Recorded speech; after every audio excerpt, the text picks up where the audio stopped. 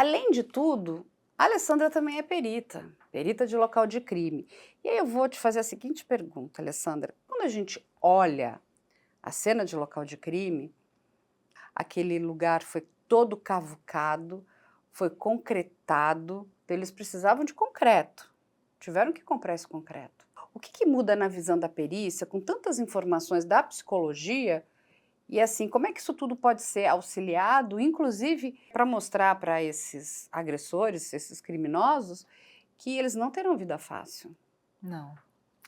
De fato, né, as informações do local de crime, elas são as primeiras que chegam para começar a entender a cabeça desse criminoso, né. Porém, essas informações, elas estão o tempo inteiro sendo cotejadas em conjunto. A gente está montando um quebra-cabeças em conjunto. Por exemplo, saber se já tinha esse concreto aí, se não tinha, se eles tinham o equipamento para cavar, se eles não tinham, quando que isso foi comprado, isso foi comprado pela internet, isso foi pesquisado anteriormente, eles pesquisaram como matar alguém. Não é raro a gente pegar um homicídio que os autores pesquisam isso. Sim, Né? Quanto tempo precisa para estrangular alguém? Quantas e quantas vezes? Né? E ainda que se apague o histórico, a perícia vai encontrar. E a partir desses rastros digitais, quem mais estava com eles digitalmente nesse crime? Já houve o compartilhamento dessa fantasia? Será que eles não estavam ali num fórum de discussão, tipo, eu conheço alguém e chegaram nela? Qual que foi o critério de escolha para isso? Foi premeditado ou não foi? Ela foi escolhida?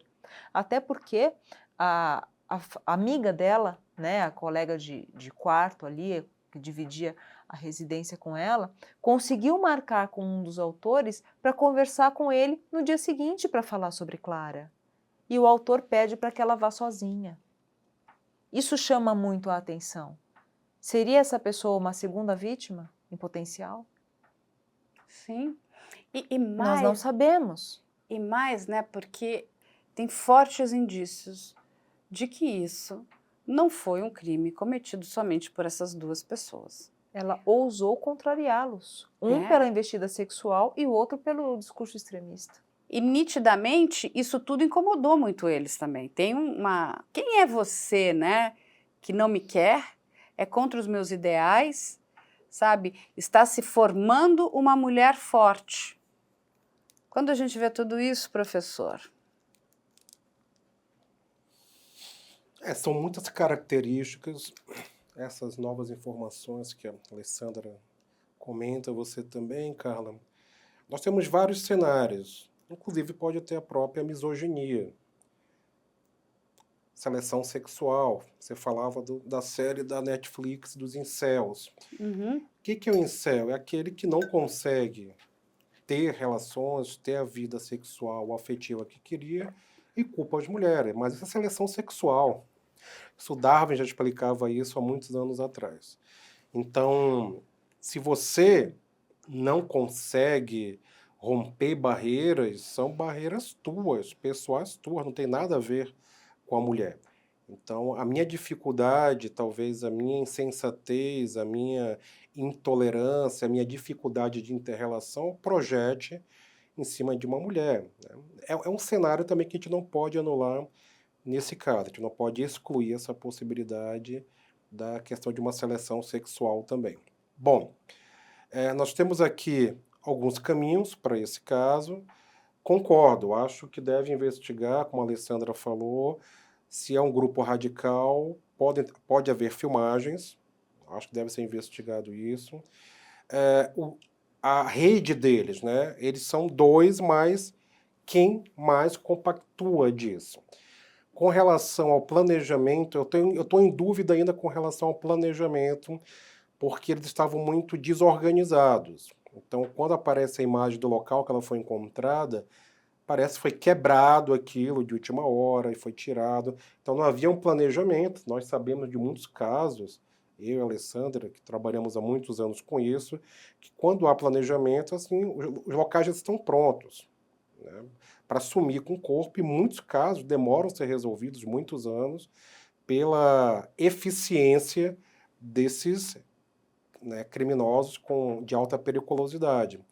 Então, nesse caso, há um movimento que parecia que eles não pretendiam fazer isso, e se fizessem, por que enterrar ali? Né? Alguns têm a péssima ideia de vamos levar o corpo daqui, vamos desmembrar, vamos colocar. Então, a decisão de um crime, uma investigação psicológica criminal, ela deve observar o processo decisório anterior ao crime, quais as decisões, 1 hora antes do crime, 10 minutos antes, a hora do crime, 10 minutos depois, 1 hora depois, você vai ampliando. Então, esse é o processo decisório da maturidade criminal do autor. E às vezes eu entendo muito mais o perfil comportamental desse autor após o crime, as decisões, inclusive se é um psicopata ou não, pela maneira que ele vai lidar com a vida.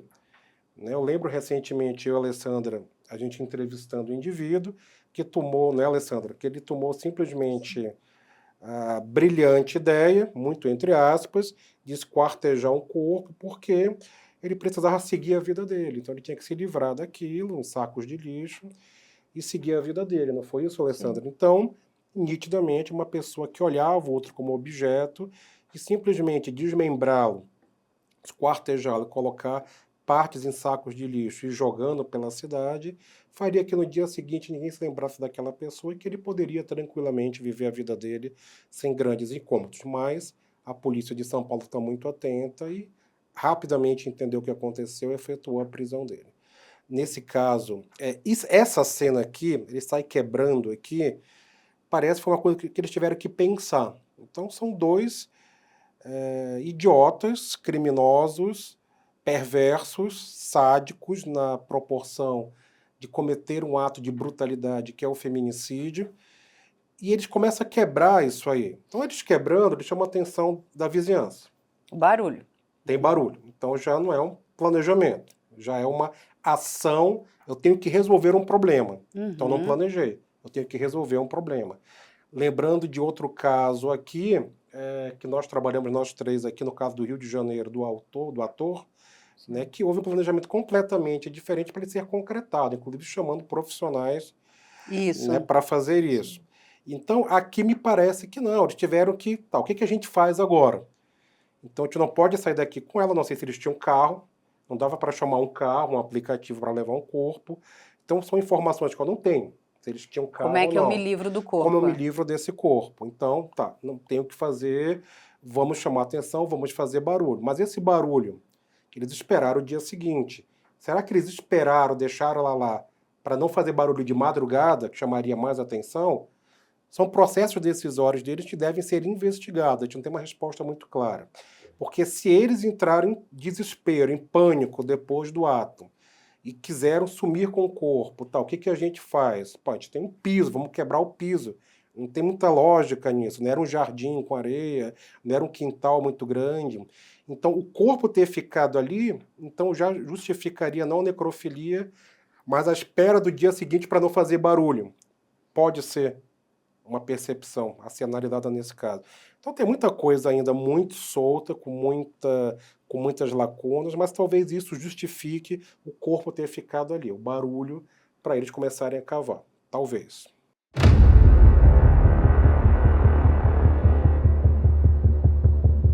Lembrando que esse vídeo é apenas um corte. Para acessar o conteúdo completo, o link vai estar na descrição, no card ou na tela final. E se você ainda não é inscrito, não perca tempo. Se inscreva, deixe o seu like e acompanhe todos os nossos conteúdos aqui no canal.